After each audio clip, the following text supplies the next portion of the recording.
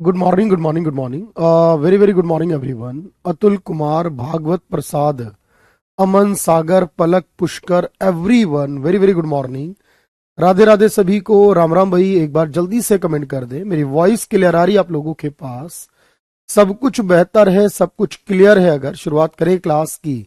सपना परिहार, आशु चौधरी चतुर्वेदी, माफ कीजिएगा, Anshu Chaturvedi, Ravi Singh, Prince, Deepak Khatri, everyone very very good morning. चलिए भाई, आज से जीएस के सेगमेंट की एक नई शुरुआत होगी और उस नए सेगमेंट के अंदर मैं बात करने वाला हूं इकोनॉमिक्स के बारे में। बिल्कुल आपको याद रखना है कि जिस तरह आपने हिस्ट्री, पॉलिटी, ज्योग्राफी, साइंस के सेगमेंट कवर करने हैं, जीएस के अंदर आपके पास एक सेगमेंट इकोनॉमिक्स का भी रहेगा। अगर आप तैयारी कर रहे हैं, क्योंकि आप जानते हैं कि एसएससी के हर एक एग्जामिनेशन के अंदर जो आपके पास जीएस है उसमें इकोनॉमिक्स के लगभग प्रीलिम्स के अंदर क्वेश्चंस भी रहेंगे और जब मेंस की बात आएगी तब उसमें भी क्वेश्चंस रहेंगे। लेकिन पहले 5 मिनट में चाहता हूं आप मेरी बात को ध्यान से सुने, क्योंकि आप बहुत सारे सवाल करने वाले हैं। मैं जानता हूं उन सारे सवालों के जवाब मैं देने की कोशिश करूंगा कि इन सभी सवालों को जो आपको बार बार परेशान करेंगे, डिस्टर्ब करेंगे, और वो डिस्टर्बेंस आप मुझे भी ट्रांसफर करेंगे फिर, इसलिए बेहतर है कि हम उसकी बात पहले कर लें। सभी लोग यस का कमेंट कर रहे हैं भाई, सभी। चलिए बढ़िया है, फिर तो सब कुछ परफेक्ट है। चलिए भाई, देखिए मैं क्लास की शुरुआत करूंगा। बिल्कुल ऑब्वियस है क्योंकि आज हमारा फर्स्ट लेक्चर है इकोनॉमिक्स का। अर्थशास्त्र कहते हैं जिसे हिंदी में, हम उसी की बेसिक नॉलेज के बारे में, बेसिक्स ऑफ इकोनॉमिक्स पढ़ेंगे। लेकिन अब सवाल ये है कि सर हमारे पास ये पूरा सिलेबस कवर होगा और इस एग्जाम्स जो हमारे सारे कवर होने वाले हैं, अगर मैं उनके बारे में बात करूं सबसे पहले, तो आप हर एक वन डे एग्जाम, यानी कि जो तैयारी आप कर रहे हो, तो कोई भी वन डे एग्जाम जो है आप इससे कवर कर सकते हो। कि यानी एसएससी के सारे एग्जाम आप कवर कर रहे हो इसमें। इसके अलावा भी अगर आप कुछ एग्जाम दे रहे हो इंडिविजुअली, अगर आप कोई पुलिस का, कांस्टेबल का, रेलवे का, एसआई का अगर कोई एग्जाम दे रहे हो, तो याद रखना ऑल वन डे एग्जामिनेशन, यानी यूपीएससी बेस्ड एग्जाम छोड़कर सारे के सारे वन डे एग्जाम्स के लिए आपकी यहां तैयारी हो रही है भाई। तो इसके लिए कोई अलग अलग जाने की जरूरत नहीं है, कहीं भटकने की जरूरत नहीं है। मुझे 5 मिनट दीजिएगा। दूसरी बात, आप मुझसे पूछेंगे कि सर इसका सिलेबस क्या रहेगा। हमारे पास जो इकोनॉमिक्स है, इस इकोनॉमिक्स का सिलेबस क्या होगा। देखो, मैं इसकी सिंगल पीडीएफ आप लोगों तक पहुंच चुकी होगी, और अगर नहीं पहुंची है तो मैं पहुंचा दूंगा उसकी, कि हमारा जो इकोनॉमिक्स का सेगमेंट है, जिसे हिंदी में अर्थशास्त्र कहा है मैंने, इसका पूरा सिलेबस मैं आपको दूंगा। कुछ देर बाद समझिएगा ध्यान से। तो पूरा का पूरा एक सिलेबस रहेगा। अप्रॉक्स में आपसे बात करूं तो लगभग लगभग आप देखो यहां पर कि हमें 20 डिफरेंट पॉइंट्स या टॉपिक जो है वो कवर करने हैं। लगभग 20 टॉपिक हमें इसके अंदर कवर करने हैं, जिससे कि इकोनॉमिक्स का कोई भी क्वेश्चन आपका मिस नहीं होगा। दूसरी बात ध्यान से समझिएगा, इसके बाद आप बार बार पूछेंगे कि सर सिलेबस कब पूरा हो रहा है, कितनी क्लासें बाकी है। मैं पहले ही क्लियर कर रहा हूं भाई। याद रखना कि भाई लगभग लगभग मैं आपको बताऊं कि नंबर ऑफ क्लास जो लगेंगी मेरी, वो 35 प्लस क्लास लगेंगी, यानी कि अप्रॉक्स 35 क्लास के आसपास हमारा सिलेबस जो है वो कवर होगा। इन 20 टॉपिक्स को पढ़ाने में मुझे 35 क्लासेस के अराउंड लगेंगे। अगर आप सीडीएस भी कर रहे हो तो कर सकते हो साथ में, कोई दिक्कत नहीं है। ठीक है, सीडीएस का आराम से कवर हो जाएगा। इसके अलावा अगर आप देखो यहां पर, आप कहोगे कि सर पीडीएफ मिलेगी या नहीं। आप में से बहुत सारे स्टूडेंट परेशान है इस बात को लेकर। देखो, पीडीएफ कह लीजिए या इसको पीएनजी कह लीजिए, क्योंकि इकोनॉमिक्स जो है वो टाइप नोट्स में आपको नहीं दूंगा। इसके अंदर हम क्लास पीएनजी कहते हैं इसे। तो पीडीएफ या पीएनजी जो होती है क्लास वाइज, यानी कि हम जो जो क्लास करते रहेंगे, इस क्लास के अंदर हम जो कुछ बोर्ड पर लिख रहे हैं, इस बोर्ड पर लिखी हुई पूरी की पूरी जो फाइल है, इसको हम सेव करके आप तक पहुंचा देंगे। याद रखना, और जीएस की इतनी सब्जेक्ट है भाई, अलग अलग कॉपी बनाई है। तो आपका काम है भाई। अब सब्जेक्ट अगर ज्यादा है, पढ़ना ज्यादा है, सिलेक्शन भी चाहिए, तो फिर अच्छी नौकरी भी आपको मिलेगी। तो यहां क्लास वाइज जो भी पीडीएफ होगी वो आप तक अवेलेबल हो जाएगी भाई। मैं हिंदी और इंग्लिश दोनों भाषाओं का प्रॉपर इस्तेमाल करूंगा, आपको कहने की जरूरत नहीं पड़ेगी। हम दोनों लैंग्वेजेस में पढ़ेंगे, समझेंगे बात को, और उसके बाद नोट्स भी बनाएंगे क्लास के अंदर प्रॉपरली। ठीक है, इसके अलावा एक बात समझेंगे। देखो, मैं हमेशा क्लास की शुरुआत करने से पहले 2-3 बातें जरूर कर लेता हूं आपसे। देखो, याद रखना है कि हर एक चीज जो होती है ना, वो नॉलेज पर बेस्ड होती है। अगर आप कोई भी एग्जाम की तैयारी कर रहे हो ना, तो ऐसा नहीं है कि जो एग्जाम क्वालिफाई नहीं कर पा रहा वो तैयारी कर नहीं गया। जिसने एग्जाम क्वालिफाई किया तैयारी उसने भी की है, और जिसने एग्जाम क्वालिफाई नहीं कर पाया, जो डिस्क्वालीफाई हुआ, तैयारी उसने भी की थी।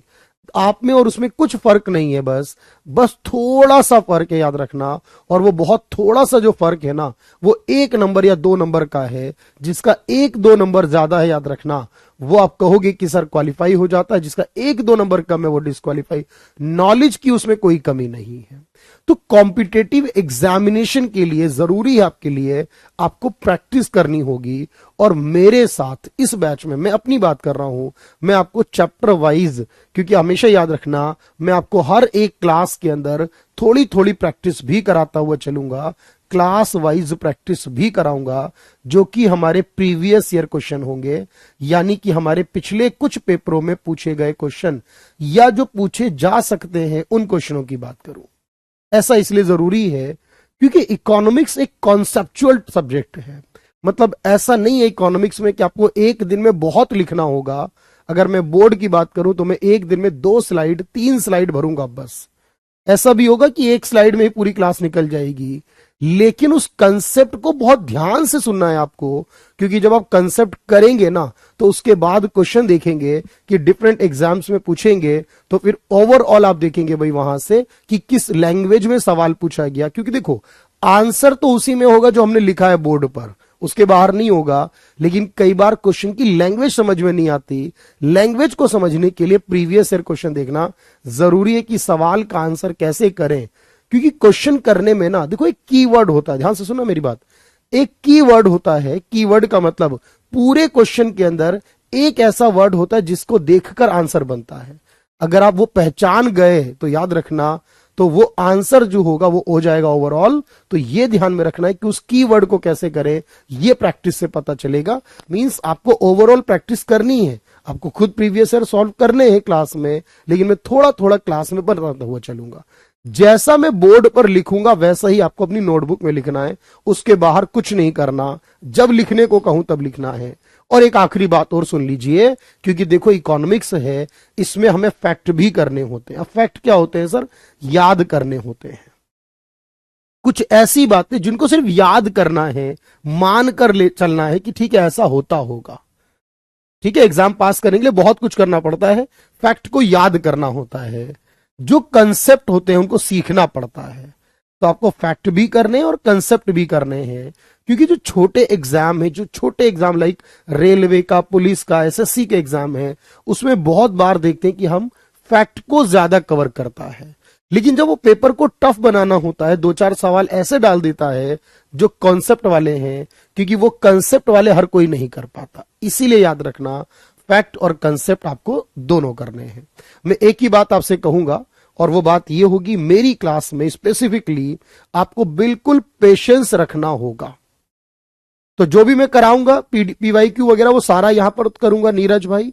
और आपका कोई डाउट, कोई क्वेरी होगी तो मैं जरूर बताऊंगा आपको। लेकिन एक काम आपको करना है कि आप में बहुत सारे स्टूडेंट ऐसे हैं जो शायद पहली बार इकोनॉमिक्स पढ़ेंगे, जिन्होंने अपने एकेडमिक में इकोनॉमिक्स नहीं पढ़ी, इससे पहले तैयारी की या नहीं की मैं नहीं जानता, लेकिन उन्होंने इकोनॉमिक्स को कभी नहीं पढ़ा।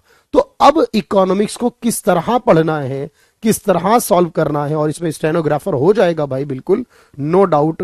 तो उसके लिए आपको ना बहुत ध्यान से सुनना है, क्योंकि देखो चीजें ना आपस में जुड़ी हुई होती हैं। हर एक कॉन्सेप्ट में क्या होता है कि चीजें आपस में जुड़ी हुई चलती हैं। बहुत बार ऐसा होता है हम एक बार पढ़ते तो बात समझ में नहीं आती है, लेकिन जब हम उसको आगे पढ़ते चले जाते हैं, पढ़ते आगे की क्लास है, कॉन्सेप्ट पीछे का सॉल्व हो जाता है। क्यों? क्योंकि वो उससे रिलेट कर रहा होता है, वो उसके जुड़कर चल रहा होता है। तो इकोनॉमिक्स में बस इसी की डिमांड है।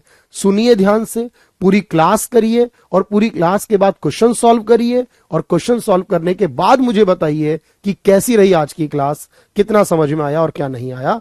वो सब कुछ मैं आप देख लूंगा। वेटेज कितना रहेगा जीएस में, तो मैं आपको बता दूं कि भाई जिन एग्जाम में एसएससी के अंदर प्री होता है, भाई प्रीलिम होता है एसएससी में, तो भाई प्रीलिम्स के अंदर लगभग एवरेज 3 क्वेश्चन आते हैं भाई।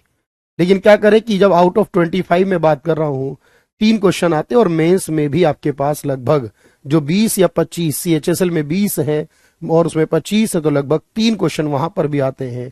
लेकिन भाई आप जानते हैं 3 क्वेश्चन यानी कि 6 नंबर, और ये 6 नंबर जो है ना ये आपके लिए बहुत है। आप ये नहीं कह सकते कि सर इतनी सारी क्लास करके जाएंगे और लगभग मेंस में ये 9 नंबर, क्योंकि वहां 3 नंबर का एक क्वेश्चन होता है। तो ये 6 या 9 नंबर की बात नहीं है, बात है सिलेक्शन की।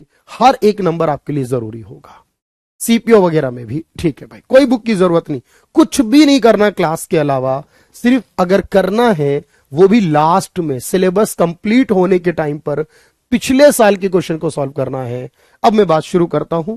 बस प्लीज जितना कम से कम हो कमेंट का इस्तेमाल करो, कमेंट बिल्कुल छोड़ दो, कुछ मत करो, बस सुनते चले जाओ ध्यान से। और लास्ट में मैं पूछना कोई डाउट कोई क्वेरी हो तो। देखिए सबसे पहले मैं यही सॉल्व बताने और समझाने की कोशिश करूंगा कि देखो इकोनॉमिक्स होती क्या है, जिसे हम हिंदी में अर्थशास्त्र कहते हैं। इसका अर्थ क्या है, ये क्यों बना है। कोई भी सब्जेक्ट होता है, देखो क्योंकि हर चीज ना पढ़ने से नहीं आती है। कई बार आप एग्जाम में ये भी देखोगे कि कोई सवाल होगा हमारे सामने जो शायद मैंने ना पढ़ाया हो या किसी टीचर ने ना पढ़ाया हो, लेकिन अगर आपके पास नॉलेज है, आपको ये समझ में आता है कि इकोनॉमिक्स क्या होती है, कैसे काम करती है, तो कई बार डायरेक्टली और कई बार इनडायरेक्टली ना पढ़ा हुआ क्वेश्चन भी ना सॉल्व हो ही जाता है सर। क्योंकि उन 4 ऑप्शन को जब हमने देखा, उन ऑप्शन को देखकर हमें समझ में आ गया इसका राइट आंसर क्या होगा। उसके लिए आपकी मेंटल एबिलिटी होना बहुत अच्छी जरूरी है, वो पहले डेवलप कर लीजिए। फिर कुछ चीजें जो नोट्स में से मिलेंगी सीधे सीधे वो तो 100% कॉन्फिडेंस से होंगी, और जो नोट्स में नहीं भी मिलेंगी ना फिर भी आप उनके क्वेश्चन के आंसर कर पाओगे। क्लासेस बेहतर तरीके से चलेंगी, लगातार चलेंगी क्लासेस, और जीएस बहुत बड़ा सेगमेंट है तो कई बार कई सारी क्लासेस भी हो जाती है। अब मेरी बात को बहुत ध्यान से सुने, अब मैं आपके कमेंट रोक रहा हूं, कुछ देर मेरी तरफ देखेंगे। देखिए एक्चुअली इकोनॉमिक्स का मतलब क्या है, जब हमें किसी भी काम को करना होता है और उस काम को करने के लिए हमें साधनों की जरूरत होती है। जैसे कि बेसिकली हम बात बिजनेसेस की कर रहे हैं, बात कंपनीज की कर रहे हैं, किसी भी कंपनी में करने वाले प्रोडक्शन की कर रहे हैं, तो याद रखना जनरली हमें 4 साधन चाहिए होते हैं, लैंड, लेबर, कैपिटल और एंटरप्रेन्योर। यानी कि भूमि चाहिए, कोई भी जमीन चाहिए, कोई भी एरिया चाहिए जहां पर हम खेती कर सकें या इंडस्ट्री लगा सकें या अपना इंस्टीट्यूट बना सकें, बैंक बना सकें। तो कोई भी जमीन चाहिए, कोई भी लेबर, मजदूर, आदमी, व्यक्ति जो उसको काम को कर सके, उस मशीन को चला सके, वो सर्विस दे सके, वो खेती कर सके। तो लैंड चाहिए, लेबर चाहिए, कैपिटल यानी कि पैसा चाहिए, उस पैसे से मजदूर को दिया जाएगा, उस पैसे से मटेरियल खरीदा जाएगा, उस पैसे से मशीनरी को खरीदा जाएगा, और उसके अलावा एक एंटरप्रेन्योर यानी रिस्क लेने के लिए वो व्यक्ति जो कंपनी का मालिक है वो चाहिए। अब ये 4 साधन है जिनको हम संसाधन कहते हैं एक्चुअल में। ये जो रिसोर्सेज अवेलेबल है दुनिया के किसी भी देश में, दुनिया के किसी भी व्यक्ति के पास, चाहे वो एलॉन मस्क हो दुनिया के सबसे अमीर व्यक्ति, चाहे वो अमेरिका हो दुनिया का सबसे ताकतवर देश, लेकिन संसाधन सबके पास लिमिटेड होंगे, सीमित होंगे। यानी दुनिया में कोई ऐसा नहीं है जिसके पास असीमित संसाधन हो। जितने भी हैं, जिसके पास 10 रुपए हैं वो भी सीमित हैं, 10 लाख रुपए वो भी सीमित हैं, 10 करोड़ हो जाए तो भी सीमित हैं। वो जितने भी हैं दुनिया की हर चीज नहीं खरीद सकते, यानी संसाधन सीमित होते हैं। ये बात कंफर्म हो गई 100%। लेकिन हमारी जो इच्छाएं होती हैं, हमारी जो आवश्यकताएं होती हैं, एक इंसान के जीवन का कोई अंत नहीं होता, याद रखना। वो हमेशा एक इच्छा पूरी करेगा तो दूसरी शुरू होगी, उसके बाद तीसरी इच्छा होगी। अगर वो गरीब है तो उसकी इच्छा जो चीज खरीदने की है, अमीर होने के बाद और कोई इच्छा करने लगेगा वो। यानी इंसान की इच्छाओं का, आवश्यकताओं का कोई भी अंत नहीं होता। ये 2 ऐसी चीजें जो इकोनॉमिक्स का पूरा आधार तैयार करती हैं। इच्छाएं असीमित हैं और संसाधन जो उनको पूरा करेंगे वो सीमित हैं। अब अपने संसाधनों को मैं किस तरह इस्तेमाल करूं जिससे मेरी सारी जरूरतों को मैं ज्यादा से ज्यादा सॉल्व कर सकूं, ज्यादा से ज्यादा पूरा कर सकूं। मान लीजिए मैं ग्राहक हूं, दुकान पर जाऊं खरीदने के लिए, मेरी जेब में जो पैसा मैं चाहता हूं कि उस पैसे को वहां खरीदूं, खर्च करूं, वो सामान खरीदूं जो मुझे ज्यादा सेटिस्फाई करे, क्योंकि मैं सब कुछ तो नहीं खरीद सकता, दुनिया की हर चीज नहीं खरीद सकता। मुझे जो ज्यादा सेटिस्फाई करेगी मैं वो चीज खरीदूंगा। मान लीजिए मैं बिजनेसमैन हूं, बिजनेस करने लगूं, तो मैं चाहूंगा अपना पैसा वहां लगाऊं जो मुझे ज्यादा प्रॉफिट दे, वो कारोबार करूं, वो नौकरी करूं जहां मुझे ज्यादा पैसा मिले। अगर मान लीजिए मैं घर का लीडर हूं, मैं देश का लीडर हूं, मैं राज्य का लीडर हूं, देश का प्रधानमंत्री जो बन जाएगा वो चाहेगा देश का पैसा वहां लगाया जाए जिससे देश के लोगों का ज्यादा से ज्यादा भला हो सके। 100% कभी नहीं हो सकता, लेकिन मैक्सिमम करने की कोशिश हम करेंगे। कंज्यूमर ग्राहक है तो भी मैक्सिमम चाहेगा, प्रोड्यूसर है वो भी चाहेगा मैक्सिमम हो, सरकार है वो भी चाहेगी मैक्सिमम हो, लेकिन संसाधन सबके पास सीमित है। ये सोचिए जरा ध्यान से, हमारे देश की सरकार इतनी बड़ी है, हमारा देश इतना बड़ा है, और हमारे देश का एक साल का बजट है लगभग 48 लाख करोड़ रुपए।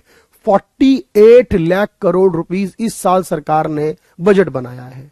लेकिन फिर भी सरकार ये नहीं कह सकती हम सारी जरूरतें इसमें पूरी कर लेंगे। वो यही कहेगी हम अपने बजट को अच्छे से अच्छा बनाएंगे ताकि ज्यादा से ज्यादा लोगों को इसका बेनिफिट मिल सके। तो अगर मैं पूछूं कि इकोनॉमिक्स क्यों आई दुनिया के अंदर, रीजन दीजिए इकोनॉमिक्स के आने का, तो आप कहोगे सर इकोनॉमिक्स आने की जो वजह है, मैं पहले वहां से शुरू कर रहा हूं बात को, फिर बताऊंगा इकोनॉमिक्स में क्या करोगे। तो पहला पॉइंट हम लिखेंगे आज का, आप मेरे साथ नोट करोगे। चैप्टर का नाम क्या है? Basics of economics. पहला पॉइंट लिखेंगे वाई इकोनॉमिक्स एमर्ज्ड।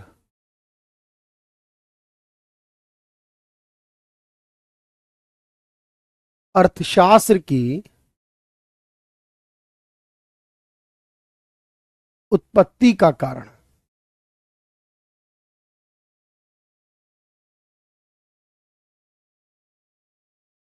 क्या कारण? बिल्कुल ऐसे ही लिखिएगा नोट्स में, जैसे मैं बोर्ड पर लिखूंगा वैसे आप नोट्स बनाओगे, लेकिन समझ कर। मैं फिर कह रहा हूं जल्दीबाजी नहीं करनी हमारी क्लास में, ठीक है? एक बार ऐसा पढ़ना है कि लाइफ में पढ़ना ना पड़े, जो एग्जाम में देते चले जाओ, काम हो जाएगा फिर। तो आप ये कह सकते हो कि सर इसकी वजह यह है कि हम सभी के पास जो भी संसाधन है, रिसोर्स कैसे है भाई? लिमिटेड है। रिसोर्स क्या होते हैं मैं वो भी बताऊंगा generally. Limited resources and unlimited wants हैं।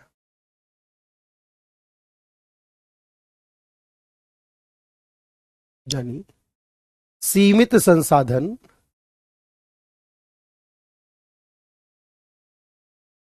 व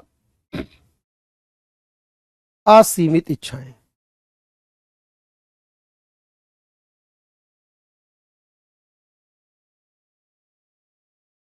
सीमित संसाधन है और असीमित इच्छाएं, पूरा हो जाएगा। सारे टॉपिक की सिलेबस दे रहा हूं भाई, मैं पूरा सिलेबस दे रहा हूं, पूरे टॉपिक दे रहा हूं कि वो कौन कौन से टॉपिक होंगे। अच्छा, इसी को मैं ये भी कह सकता हूं सर, अगर मैं इसको ऐसे बोल दूं कि लैक ऑफ रिसोर्सेज, लैक या स्केयरसिटी। देखो एग्जाम में यही होता है ना, ऑप्शंस में आपको बहुत सारी बातें मिलेंगी। लैक या स्केयरसिटी ऑफ रिसोर्सेज, इस बात को हम ये भी कह सकते हैं सर संसाधनों की कमी या संसाधनों की दुर्लभता।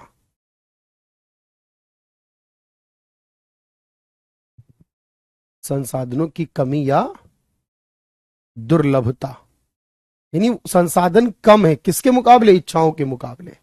संसाधन कम है, इस वजह से मुझे इकोनॉमिक्स करनी पड़ती है, इकोनॉमिक्स आई है। अभी बताऊंगा आगे। या ये भी कह सकता हूं वेरियस या ऑल्टरनेटिव यूजेस ऑफ रिसोर्सेज, यानी कोई भी संसाधन के बहुत सारे उपयोग हैं, इसलिए मैं सारी जगह उपयोग नहीं कर सकता, कोई एक जगह। जैसे मैंने कहा मेरे पास पैसा है, अब मैं उससे 10 तरह के बिजनेस कर सकता हूं, तो मुझे कोई एक ही करना है ना, बाकी तो छोड़ना पड़ेगा। बहुत अच्छे से लिखना, वेरियस या अल्टरनेटिव यूजेस ऑफ रिसोर्सेस, ये भी एक वजह बन सकती है इसकी। यानी संसाधनों के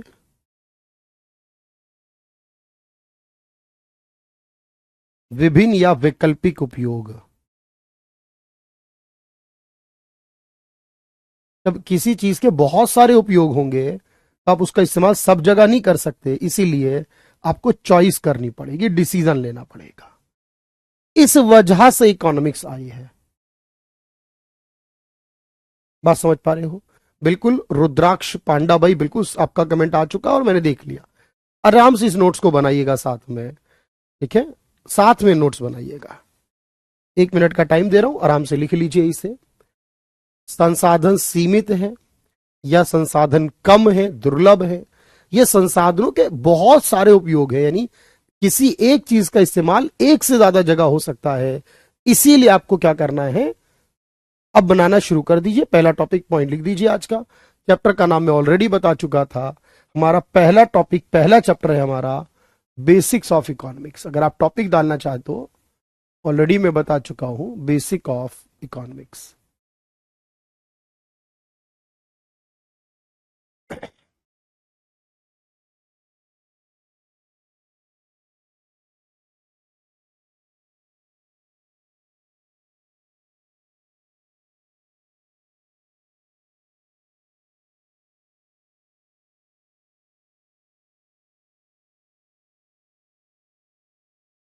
चलिए, पहला पॉइंट क्लियर है। अच्छा, अब दूसरे पॉइंट को समझते हैं।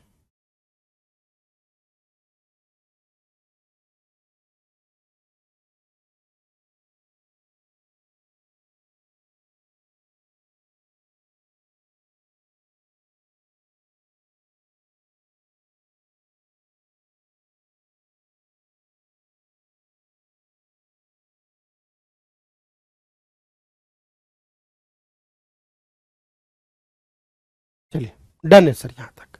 अब देखो, एक सवाल आपके मन में आ रहा होगा, बात ध्यान से सुनना भाई। सवाल ये होगा मन में कि सर ये रिसोर्स क्या होता है, जिसे आप बोल रहे हैं कि संसाधन होता है, एक्चुअल में इस संसाधन वर्ड का मतलब क्या होगा। देखो ध्यान से सुनो, जब हम ये कह रहे हैं ना कोई भी चीज है और उसके संसाधन है, तो जैसे मैंने कहा एक जमीन है, वो भी मेरे लिए एक संसाधन है, क्योंकि मैं उस जमीन पर मैं काम करूंगा। तो याद रखना, किसी भी काम को पूरा करने के लिए जो रिसोर्स चाहिए, जो मैंने कहा लिमिटेड है, बहुत ध्यान से सुनना, तो हमारे संसाधन क्या होते हैं। ठीक है, तो संसाधन में जैसे आप कहोगे सर, एक हो गया हमारा जमीन। जो जमीन है मैं इसे कहूंगा नेचुरल रिसोर्स। पहले समझना बात को। नेचुरल रिसोर्स का मतलब है प्राकृतिक संसाधन, जो हमें किसने दिए, प्रकृति ने दिए हैं, प्राकृतिक संसाधन।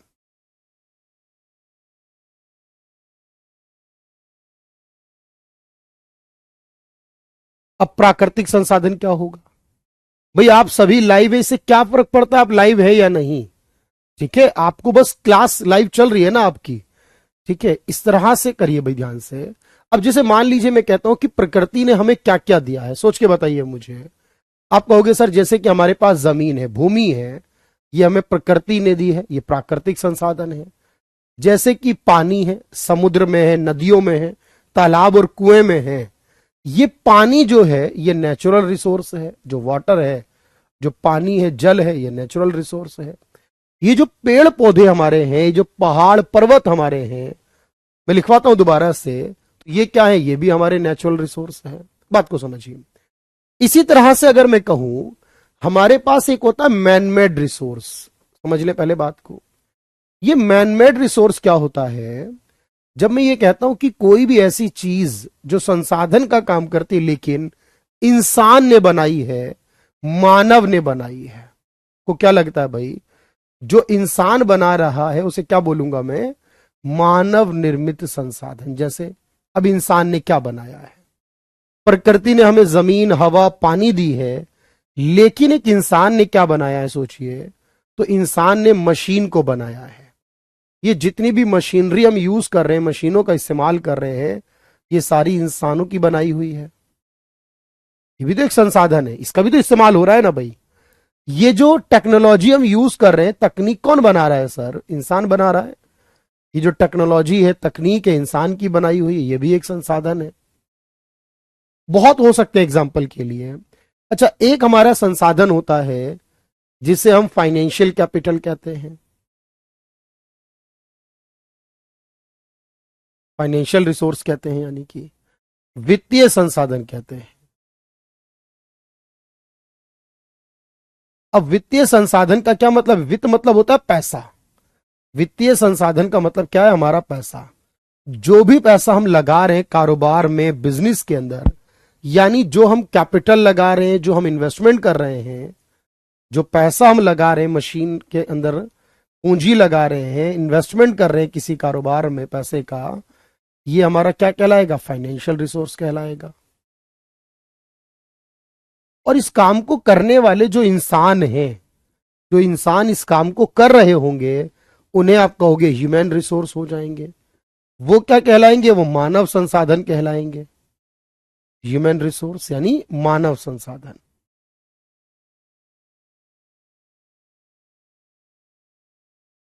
मानव संसाधन का क्या मतलब है? कि जैसे कि हमारे पास जो लेबर है, जो काम करेगी, वो इंसान, वो लेबर, वो हमारी श्रमिक, वो हमारे देश की जनसंख्या हमारे लिए ह्यूमन रिसोर्स का काम करेगा। अब इस प्रकार से आप देखोगे कि किसी भी काम को करने के लिए ना हमें 4 साधन की जरूरत पड़ती है। नेचुरल भी हो सकते हैं, मैन मेड भी हो सकते हैं। सर पहाड़ का क्या उपयोग है मेरे भाई? पहाड़ों का बहुत उपयोग है, आप देखो ध्यान से। और सबसे इंपॉर्टेंट है कि वहां से क्वेरिंग होती है, पहाड़ों से पत्थरों को निकाला जाता है, पहाड़ों से बहुत सारी चीजें मिलती हैं। और अभी आप देखेंगे कि उसके बारे में ज्योग्राफिकली जब पढ़ेंगे कि पहाड़ का, जो हमारे माउंटेन्स वगैरह, उनका क्या यूज हो सकता है, तो उससे आपको इकोनॉमी का कंसेप्ट भी समझ में आएगा ज्योग्राफी की क्लास में। तो आपने कहा ये 4 तरीके से हमारे पास रिसोर्स होते हैं। इसीलिए मैंने कहा था संसाधन जितने भी होंगे वो सीमित होंगे। इसको एक बार नोट कर लीजिए, इसको डन कर लीजिए अगर किसी का भी रह गया है तो। इकोनॉमिक्स का ओरिजिन किस लिए हुआ था?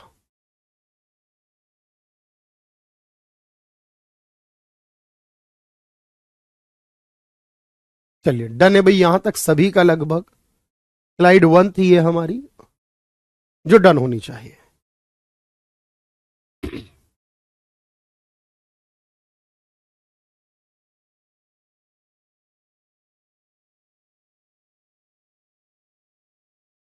तो ये बात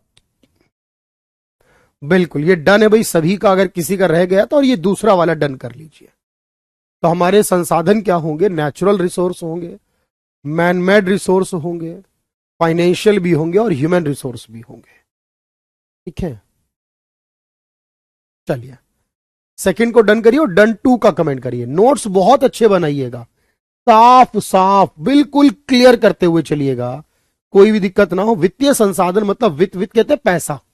जो पैसा हम लगा रहे हैं कारोबार बिजनेस में, पैसा लगा रहे हैं, उसको फाइनेंशियल रिसोर्स बोलेंगे, संसाधन। जैसे अमेरिका के फाइनेंशियल रिसोर्स बहुत अच्छे हैं, बांग्लादेश में नहीं है।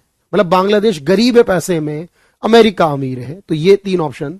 चलिए ये सब एक ही है। और ये जो फाइनेंशियल रिसोर्स जिसमें हम कहते हैं कैपिटल या इन्वेस्टमेंट वर्ड आता है, ये एक ही डिफाइन करता है। चलिए अब मेरी बात समझिएगा।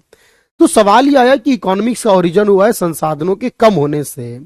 अब अगर मैं पूछूं कि बताओ इकोनॉमिक्स की डेफिनेशन क्या है, अर्थशास्त्र की परिभाषा क्या कहती है? देखो बहुत ध्यान से सुनना भाई। देखो अर्थशास्त्र की कोई एक परिभाषा नहीं है। मैं हमेशा कहता हूं कॉम्पिटेटिव एग्जाम में आपको रट कर नहीं जाना। कॉम्पिटेटिव एग्जाम में जब क्वेश्चन आए आपके सामने, आपको ध्यान से देखना है। तो क्या होगा सर? आप कहोगे सर इकोनॉमिक्स को जरा डिफाइन कर दीजिए। कैसे होगी? अर्थशास्त्र की परिभाषा क्या हो सकती है? इकोनॉमिक्स को डिफाइन करूं, अगर मैं इकोनॉमिक्स की डेफिनेशन लिखूं, यानी अर्थशास्त्र का अर्थ लिखूं, परिभाषा लिखूं, तो क्या बन सकता है?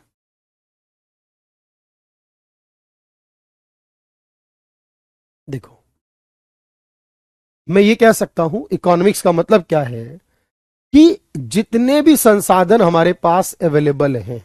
भाई हर देश क्या चाहता है आप मुझे बताओ। अब आप क्या चाहते हो इससे ये बताओ सोचकर। तो आप ये कहोगे सर हम ये चाहते हैं। अभी मेरी पहली क्लास है, मुझे पढ़ाने दीजिए आज। अभी कोई इतना डाउट नहीं आपके पास, अभी इतना कुछ ऐसा इशू नहीं बन रहा है आपके पास। अभी पहले मेरी बात सुनिए ध्यान से। मैं कह रहा हूं ना कि भाई आपके सामने जो टीचर खड़ा है ना, उसका एक्सपीरियंस शायद आपने अब तक जितनी पढ़ाई की है उससे भी ज्यादा है। और जितने भी टीचर खड़े हैं ना, वो सारे हैं। तो आप इग्नोर नहीं कर रहे हैं हम आपको, लेकिन हम ये कहना चाह रहे हैं आपसे बस सिर्फ एक लाइन में कि भाई मुझे पता है आपके डाउट कहां कहां हो सकते हैं, क्या क्या क्वेरी आपके माइंड में हो सकती है। मैं गारंटी से बोल रहा हूं, क्लास में रिकॉर्ड कर लीजिए इस बात को, 90% आपके डाउट जो है ना वो ऑटोमेटिकली सॉल्व हो जाएंगे क्लास के आगे चलते चलते। इससे ये पता चलेगा भाई कि जो 10% बच गए हमें उसको पूछने की जरूरत पड़ेगी, वरना पूछने की भी जरूरत नहीं पड़ेगी। भाई मैं 2012 से पढ़ा रहा हूं इस फील्ड में, 2024-25 ही कह लीजिए, अब तो 13 साल हो चुके हैं मुझे पढ़ाते हुए, तो मुझे पता है आपके डाउट कहां कहां आ सकते हैं।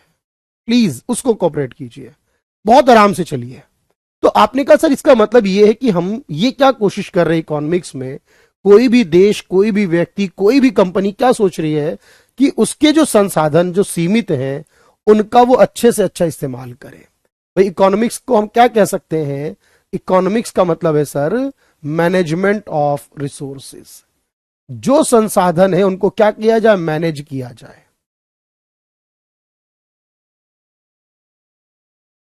संसाधनों का प्रबंधन करना। तो जो संसाधन है ना उनको प्रबंधन किया जाए, क्योंकि जब प्रबंधन करेंगे, मैनेजमेंट करेंगे तो वो अच्छा इस्तेमाल होगा। अगर अच्छा इस्तेमाल होगा तो रिजल्ट भी अच्छा मिलेगा, है ना भाई, ये कह सकते हैं सर। तो संसाधनों का प्रबंधन करना जो होगा, ये आप कह सकते हो कि इकोनॉमिक्स को डिफाइन करो। अच्छा, मैं कहूं जी ऐसे भी कर सकते हैं क्या? बिल्कुल, देखो ध्यान से कि जो भी इस्तेमाल कर रहे हैं हम रिसोर्स का वो बेहतर से बेहतर करें, यानी ऑप्टिमम, वर्ड्स को ध्यान से देखिए, या एफिशिएंट यूटिलाइजेशन ऑफ रिसोर्सेज। यानी जो संसाधन है हम उसका इस्तेमाल कर रहे हैं अगर, तो क्या करें, अच्छी तरीके से करें। देखो कोई दुनिया में ऐसा नहीं जो संसाधन इस्तेमाल नहीं करता, हर कोई करता है, लेकिन जो अच्छी तरह करता है उसको रिजल्ट मिलता है। ठीक है, इसलिए कई बार समझ में आए ना आए, लेकिन पढ़िए ध्यान से। मैं कहता हूं आज नहीं तो कल होगा, कल नहीं तो परसों होगा। समझ में आएगा, कोशिश करते रहोगे, नहीं करोगे कभी नहीं आएगा।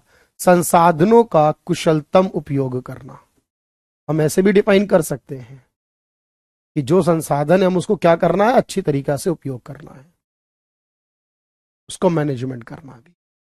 इसका मैं ये भी मतलब बता सकता हूं कि जितने ऑल्टरनेट हमारे पास हैं उन सारे ऑल्टरनेट में चीजों को बेहतर तरीके से सेलेक्ट करना, सिलेक्शन या चॉइस करना ऑफ बेस्ट ऑल्टरनेट। अब मैंने आपको क्या बताया, बताओ कि सर हमारे पास इकोनॉमिक्स में बहुत सारे उपयोग है संसाधनों के, लेकिन अब हम कोई भी चीज का इस्तेमाल एक ही जगह कर सकते हैं। कोई भी चीज है, अब पैसा है उसको निवेश करना है, किसी एक कारोबार में ही कर सकता हूं। तो मैं क्या सोचूंगा बताओ कि अगर मेरे पास इस चीज के 10 ऑप्शन है, कौन सा ऑप्शन ढूंढूं मैं जो मेरे लिए सबसे बेस्ट हो। हर कोई यही तो चाहता है ना भाई। आपने अगर यहां ज्वाइन किया है, इस विश्वास पे ज्वाइन किया है ना कि ये सबसे बेस्ट होगा और हमारा सिलेक्शन यहां से होगा, ऑप्शन तो आपके पास भी बहुत सारे थे, तो कहीं से भी कर सकते थे। तो कहने का अर्थ यह है जो भी विकल्प आपके हैं उनमें से सबसे अच्छा चुनना चाहते हो आप, सबसे अच्छा ढूंढने की कोशिश करते हो आप, सर्वोत्तम विकल्प का चयन करना, सबसे उत्तम विकल्प जो है उसका चयन करना चाहते हो।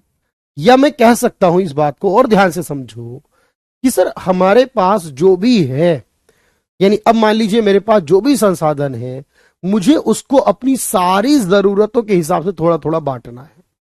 जैसे एग्जांपल सोचो, मेरी सैलरी आती है जब, अब मुझे पता है कि मेरी सैलरी आ चुकी है, मैं इसका इस्तेमाल करना चाहता हूं, मुझे इसमें से अपने खाने पीने के भी खर्चे करने हैं, ठीक है, इसी में अपने घर का किराया भी देना है, इसी पैसे में बिजली का बिल भी देना है, मोबाइल का भी रिचार्ज कराना इसी पैसे में, इसी पैसे में अगर फैमिली में और मेंबर हैं, बच्चे हैं तो उनकी पढ़ाई का खर्चा भी है, इसी में अगर बीमार हो गए तो इलाज भी कराना है, कहीं दोस्त रिश्तेदार मेहमान आ गए तो उनके लिए एक्स्ट्रा खर्चे भी करने हैं, इसी पैसे से घूमने भी जाना है। अब पैसा यही है, अब चीजें बहुत हैं। अब जो 10,000 वाला है वो 10,000 के हिसाब से सारे खर्चे करेगा, जो 1,00,000 कमा रहा है वो 1,00,000 के हिसाब से करेगा। बोलो हाँ या ना भाई। आपके परिवार में आपके माता पिता जो भी कमा रहे हैं, भाई उनको ये पता है ना भाई इस महीने इतनी सैलरी आएगी, हमें इस काम में ये लगाना है पैसा। तो मैं ये कह सकता हूं तो बहुत अच्छा इस्तेमाल करना, या इसको मैं ये भी कह सकता हूं बेटर तरीके से अपने संसाधनों को अलग अलग चीजों में बांटना। बेटर एलोकेशन, मैं सारे वर्ड यूज कर रहा हूं इसीलिए, या डिस्ट्रीब्यूशन ऑफ रिसोर्सेस।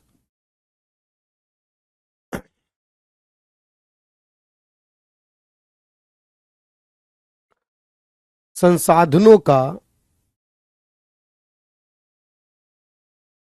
बेहतर वितरण करना, यानी संसाधनों को अलग अलग जरूरतों के हिसाब से बेहतर तरीके से बांटना। देखो हर जगह एक ही वर्ड आप नजर आ रहा है कि चीजों को बेहतर बनाने की जरूरत है। अब जो देश या जो कंपनी अपने संसाधनों का बेहतर उपयोग करेगी वो प्रॉफिट में रहेगी, वो देश डेवलप करेगा, और जो नहीं कर पाएगा वो पीछे रह जाएगा। एक सिंपल एग्जांपल समझो, भारत और पाकिस्तान और चाइना, चलो तीनों ले लेते हैं हम। अब जरा तीनों को कंपेयर करो, तीनों लगभग एक साथ बने, मींस इंडिपेंडेंट के टाइम तीनों एक साथ थे, एक जैसी सिचुएशन में थे, संसाधनों सबके पास थे, लेकिन उनका इस्तेमाल देखो, पाकिस्तान बिल्कुल नहीं कर पाया संसाधनों का यूज, आज वो बहुत पीछे है। इंडिया ने किया, बहुत अच्छा नहीं किया लेकिन बहुत खराब नहीं किया। इंडिया ने संसाधनों का इस्तेमाल मॉडरेट तरीके से किया। इंडिया अब सुपर पावर बनने जा रहा है लेकिन अब तक मॉडरेट में है। चाइना ने हमसे भी बेहतर तरीके से उपयोग किया। संसाधन का उपयोग सब ने किया, किसी ने बेहतर किया किसी ने नहीं किया। चाइना ने और ज्यादा बेहतर किया हमसे, आज चाइना अमेरिका की टक्कर में है, बराबर में है। यानी संसाधन होना इंपॉर्टेंट नहीं है, बेहतर तरीके से करना। भाई मैं सारी बात बताऊंगा, राजकुमार फादर कौन है वो भी बताऊंगा, हर चीज बताऊंगा, लेकिन उसके लिए आप इंतजार तो कीजिए ना। भाई 15 मिनट की क्लास हो और आप सब कुछ पढ़ लें, ऐसा नहीं होगा। मैं ऑटोमेटिक आपके सवालों के जवाब देता चलूंगा और एंड में वक्त दूंगा आपको क्लास का। आपने कहा जी ये इसका मतलब ये कि इकोनॉमिक्स को जब हम लिखेंगे तो हम इसमें से कोई भी बात आ सकती है एग्जाम में, या इसके अलावा भी आ सकती है, तो भी हो सकता है। बेहतर तरीके से करने का मतलब है बर्बाद कम से कम करना, वेस्टेज ना हो, उसकी सही जगह उपयोग हो, वो होता है। इसको नोट कर लीजिए, ये थर्ड स्लाइड है, इसको नोट कर लीजिए।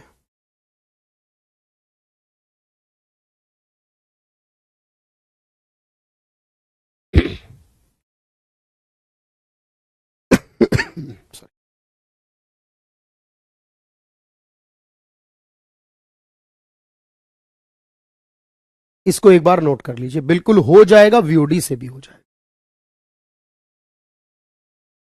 वेरी वेरी, बहुत बढ़िया। तो बेटर तरीके से बांटना है, अच्छी तरीके से चुनना है, संसाधनों का उपयोग में मतलब बढ़िया करके करना है चीजों को। यही इकोनॉमिक्स है, यही सिखाती है कब क्या करना है। चलिए थैंक यू भाई, वेरी गुड। लिखिए डन 3, तीसरा डन होना चाहिए, थर्ड डन होना चाहिए, डन 3 होना चाहिए। देखना पड़ेगा रोहित मुझे। बिल्कुल हो गया गुरुजी, बढ़िया भाई, बहुत अच्छे से। अच्छा, अब एक सवाल आप बार बार पूछ रहे हैं, मैं आपका जवाब उसी से देता हूं। सवाल पूछ रहे हैं कि सर ये जो इकोनॉमिक्स है, ठीक है, सबने लिख लिया, मैं नोट्स भी दूंगा, अगर किसी का गलती से रह जाए ना तो नोट्स भी दूंगा, परेशान मत होना, ठीक है भाई। चलो, अब आपने पूछा कि सर एक बात बताओ, इकोनॉमिक्स वर्ड कहां से आया और इकोनॉमिक्स का फादर कौन है, ये भी मैं बताता हूं, ध्यान से देखना।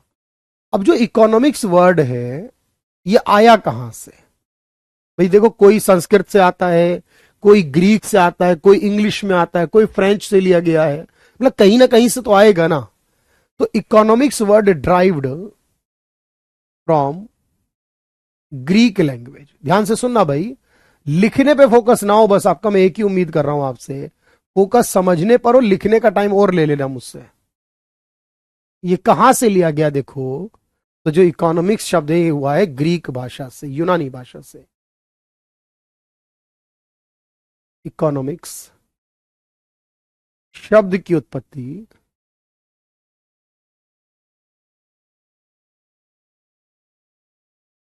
यूनानी भाषा से हुई है।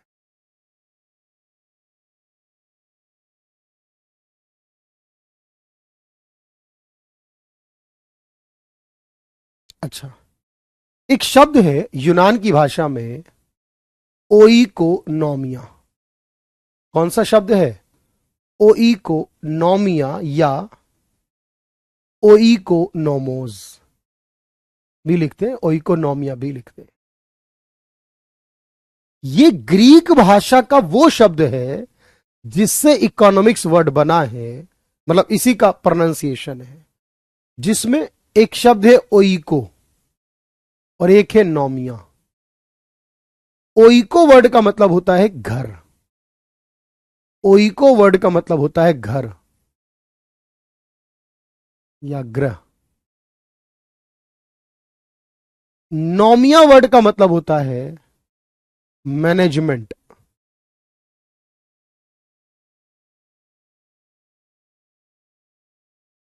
रूल्स, लॉज, मतलब इनकी भाषा में ये इसका मतलब है प्रबंधन, नियम, कानून, मतलब कुछ इस प्रकार का वर्ड है ये, मतलब किसी चीज के लिए। तो सवाल ये बनता है, लिटरली मीनिंग ऑफ, बहुत ध्यान से सुनना, वैसे तो बहुत मीनिंग है, लिटरली मीनिंग ऑफ इकोनॉमिक्स,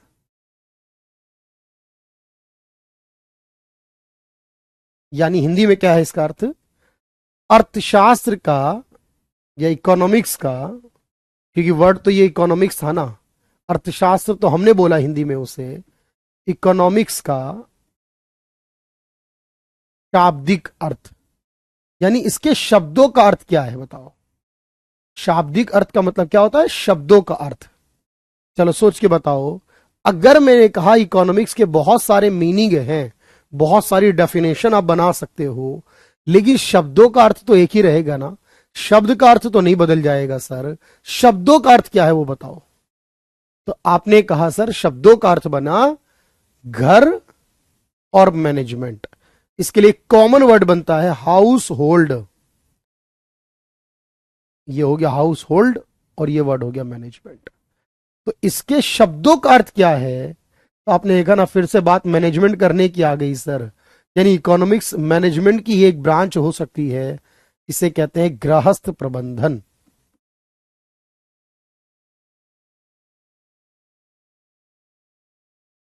नहीं भाई, प्रियेंद्र, हेल्प हो जाएगी, ये कह सकते हो, हेल्प हो जाएगी, ठीक है, प्रॉपर तो नहीं है ना उसके लिए।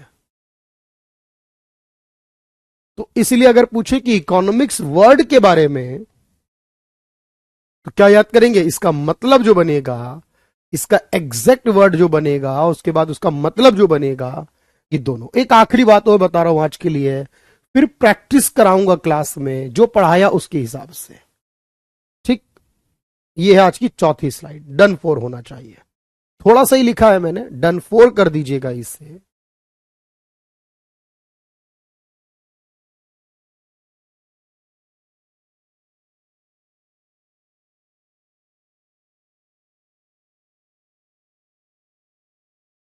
चलिए,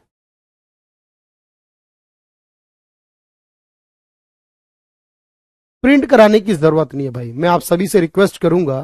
देखो, पैसा आपका है, आप चाहो तो कुछ भी कर लो, लेकिन मेरी रिकमेंडेशन है ये, आप कुछ भी एज्यूम कर लें, नोट्स खुद बनाएं। क्योंकि जब तक आप खुद नहीं लिखोगे ना, तो भाई ऐसे नोट्स तो मार्केट में भी मिलते हैं, वहां से खरीद लो।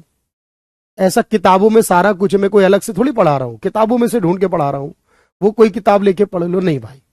नोट्स बनाओ। अगर रिजल्ट चाहते हो, पैसे से रिजल्ट नहीं आता, प्रिंट निकाल लोगे, पैसा खर्च कर लोगे, उससे रिजल्ट नहीं आएगा।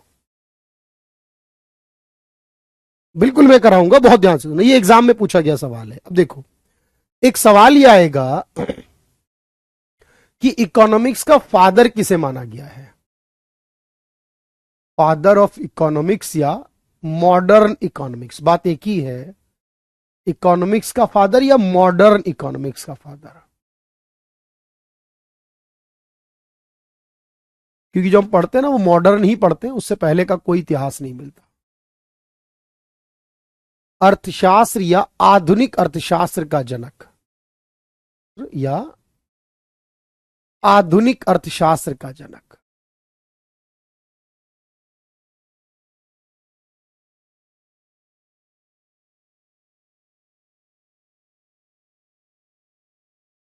जनक या पिता कौन होगा? तो क्या नाम दोगे? आपको नाम याद होना चाहिए कि अर्थशास्त्र का जनक माना जाता है एडम स्मिथ को। अच्छा, जो एडम स्मिथ हैं ये स्कॉटलैंड देश के हैं, और स्कॉटलैंड देश जो है वो यूके में यानी यूनाइटेड किंगडम का हिस्सा है, किंगडम में आता है। अच्छा, ये जो एडम स्मिथ है इनकी कुछ किताबें हैं, वो आपको याद रखनी है, क्योंकि एग्जाम में कई बार आता है कुछ किताबों के नाम देकर कि ये किताब किसकी है। जैसे तो एडम स्मिथ की एक किताब है द वेल्थ ऑफ नेशन, बहुत इंपॉर्टेंट किताब बताऊंगा मैं आपको, क्योंकि आप जानते हो सारी किताबें नहीं बताऊंगा, लेकिन इकोनॉमिक्स से रिलेटेड आपको 8-10 किताबें पूरी ओवरऑल सिलेबस में मिलेंगी। एक किताब है द वेल्थ ऑफ नेशन, एक दूसरी किताब है द इनविजिबल हैंड्स। ये दो याद कर लो तो भी काम है, क्योंकि एडम स्मिथ की दो किताबें ही फेमस हैं सबसे ज्यादा। द वेल्थ ऑफ नेशन एक किताब है इनकी, और एक किताब है द इनविजिबल हैंड्स। ये दोनों एडम स्मिथ की, और एडम स्मिथ की एक स्टेटमेंट है, वो भी याद रखना। एक स्टेटमेंट है एडम स्मिथ की, और वो कथन क्या है एडम स्मिथ का? वो ये कहते हैं, इकोनॉमिक्स की परिभाषा उन्होंने क्या की है, वो कहते हैं economics is a science of wealth.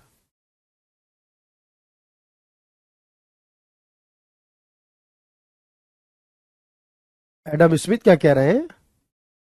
Economics is a science of wealth, क्योंकि इकोनॉमिक्स में हम उन चीजों की बात करते हैं ना जो मनी रिलेटेड है। अर्थशास्त्र धन का या संपत्ति का विज्ञान है।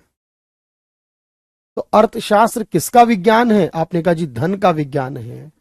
विज्ञान का मतलब है सिस्टेमेटिक स्टडी।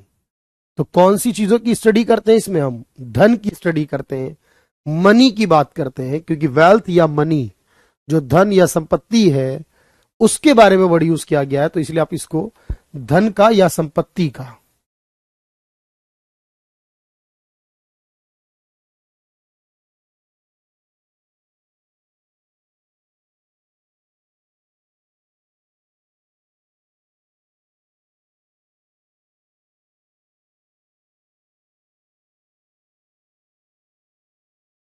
का विज्ञान है, ये स्टेटमेंट है एडम स्मिथ की। अब मैं आपसे कहूंगा भाई कि जो मैंने आपको पढ़ा दिया, जो मैंने आपको बता दिया, उसके अलावा, क्योंकि क्लास थोड़ी सी रखेंगे हम, अब मैं आपसे जो सवाल करूंगा बस उन सवालों के जवाब आप मुझे दोगे, कि कोई भी सवाल को बहुत ध्यान से पढ़ना, पढ़ने के बाद क्वेश्चन करना। बुक में ये तो आता रहता है, एग्जाम में तो कहीं ना कहीं आता रहता है कोई भी क्वेश्चन, जैसे कि ये सवाल ऑलरेडी एग्जाम में आया था। चलो प्रैक्टिस पे आ जाओ, प्रैक्टिस कर लो, स्लाइड आखिरी में दिखाऊंगा। कोई डाउट क्वेरी हो वो पूछना। Oikonomia means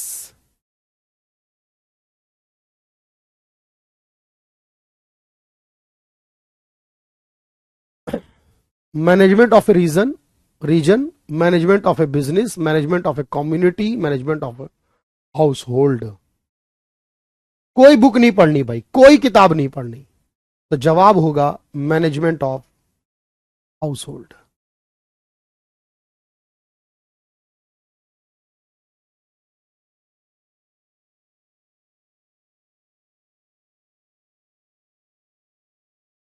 father of economics, अर्थशास्त्र का जनक किसे कहा जाता है? ये प्रीवियस ईयर में पूछे गए हैं। Marshall, Robinson, Adam Smith. किसे कहा गया है? Adam Smith.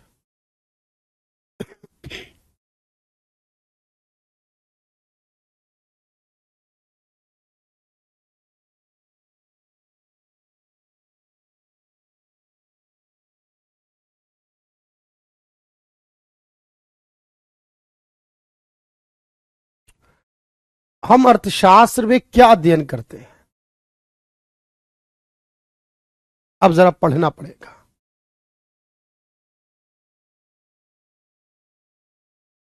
अर्थशास्त्र में क्या स्टडी करते हैं?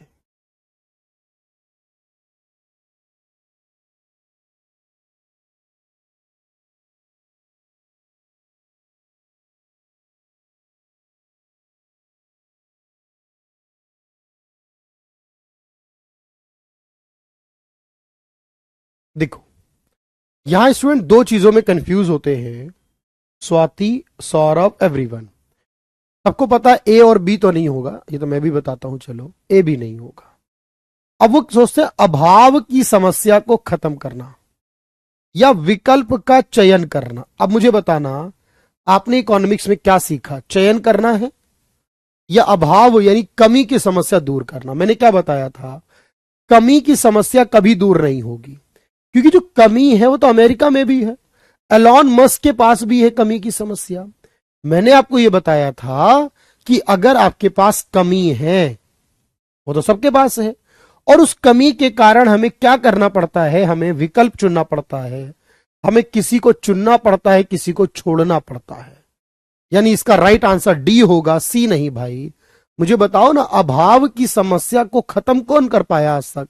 मैंने कहा जब तक जीवन रहेगा समस्या रहेगी, वो नहीं खत्म होगी। ध्यान रखना है, गलतियां हो जाने दीजिए, गलतियों से सीखने को मिलता है। क्लास में क्वेश्चन करने से आपको ये तो पता चला ना कि एग्जाम में अगर आए तो अब गलत नहीं होगा, कम से कम अब ठीक हो जाएगा। क्लास में गलती कितनी भी कर लो कोई दिक्कत नहीं है, सारी अलाउड है भाई।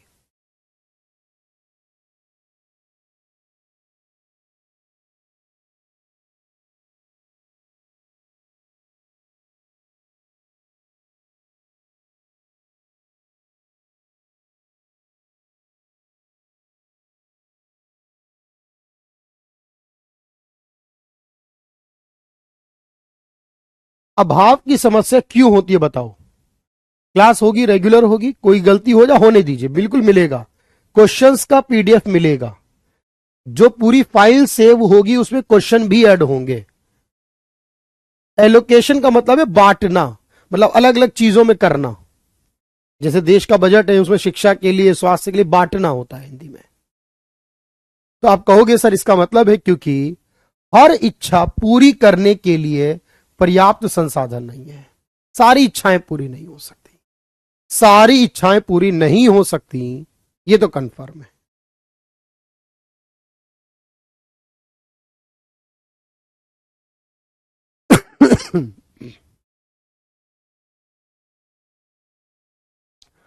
अर्थशास्त्र किसके संबंध करता है, किसके अध्ययन करता है?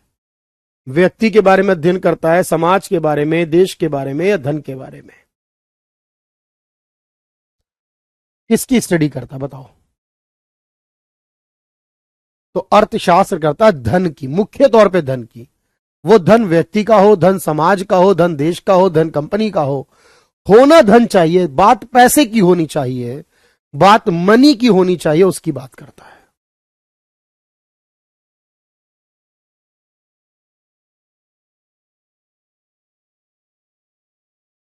हमें चयन क्यों करना पड़ता है?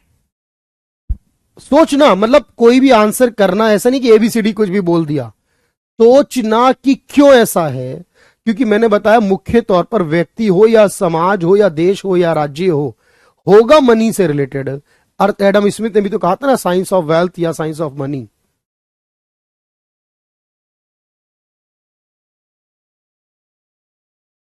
सोचकर जवाब आराम से देना है, पहले पढ़ना है क्या हो सकता है क्या नहीं हो सकता। जो लगे कि ये पॉसिबल है फिर सोचो उसमें एक बार, वक्त लगने दीजिए। नो भाई, कोई भी इकोनॉमी स्पेशल बैच लेने की जरूरत नहीं है, कोई जरूरत नहीं आपको। तो आपने कहा संसाधनों के वैकल्पिक उपयोग है, मतलब एक से ज्यादा उपयोग है, और ये बात मैंने लिखवाई भी थी। जब बहुत सारे उपयोग हैं तो मुझे कहीं एक करना है और एक जगह छोड़ना पड़ेगा। बहुत सारे उपयोग है तो कहीं करूंगा कहीं छोड़ दूंगा, इसीलिए मुझे चयन करना पड़ेगा।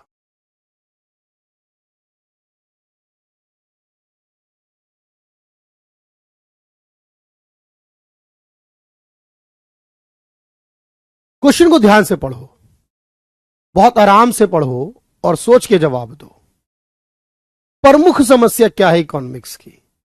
सबसे पहली बड़ी जरूरत क्या है इकोनॉमिक्स की? यह सोचना है कि बहुत सारी बातें होंगी, लेकिन पहली क्या है? सारी बातें होंगी, पहली क्या है? सर गरीबी भी है, बेरोजगारी भी है, समस्या तो है ना।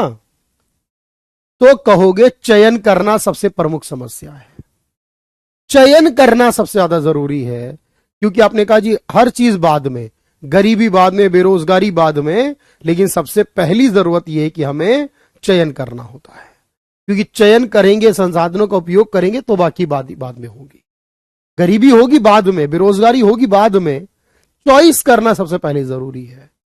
यह है क्वेश्चन हमारे जो प्रीवियस एग्जाम में पूछे गए हैं, और ऐसे में कराता रहूंगा लगभग थोड़े थोड़े हर क्लास में, पढ़ाता रहूंगा, क्वेश्चन कराता रहूंगा। अब मुझे बताइए कि जिनको जीरो इकोनॉमिक्स थी, जिनकी मतलब जिनको लग रहा था हमसे हो भी नहीं पाएगा, टिपिकल होगा, कुछ भी आया, अगर क्लास का 50% भी आया उनको समझ में, रिवीजन करके आना, अगली क्लास में और आ जाएगा, आएगा जरूर, ये कंफर्म है।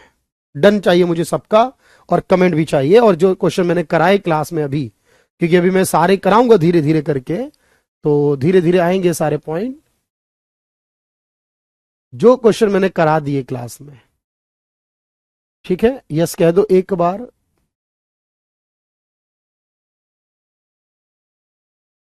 भाई बिना किए तो कुछ नहीं होगा, बिना किए तो कुछ भी पॉसिबल नहीं है।